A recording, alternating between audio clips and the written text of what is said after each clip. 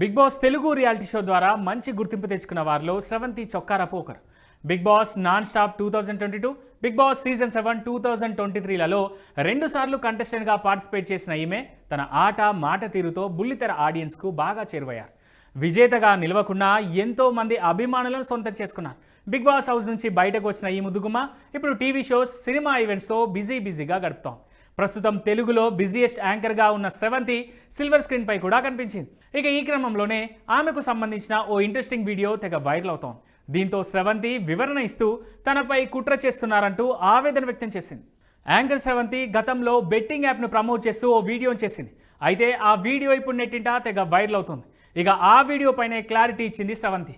అది ఇప్పటిది కాదని, చాలా కాలం క్రితం చేసిన పాత ప్రమోషన్ అని స్రవంతి స్పష్టం చేసింది.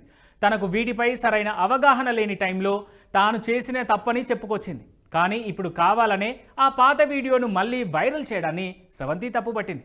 కొందరు కావాలనే ఆ పాత వీడియోని తెరపైకి తెచ్చి తనను టార్గెట్ చేస్తున్నారంటూ ఆవేదన వ్యక్తం చేసింది. ఆ వీడియోకు సంబంధించిన పూర్తి వివరణను ఇప్పటికే సంబంధిత అధికారులకు సమర్పించినట్టుగా స్రవంతి వెల్లడించింది.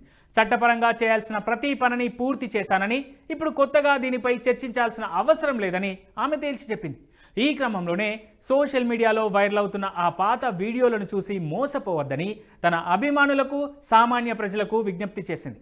ఆ వీడియో ఎక్కడ కనిపించినా వెంటనే రిపోర్ట్ చేయమని చేతులు జోడించి మరీ రిక్వెస్ట్ చేసింది స్రవంతి.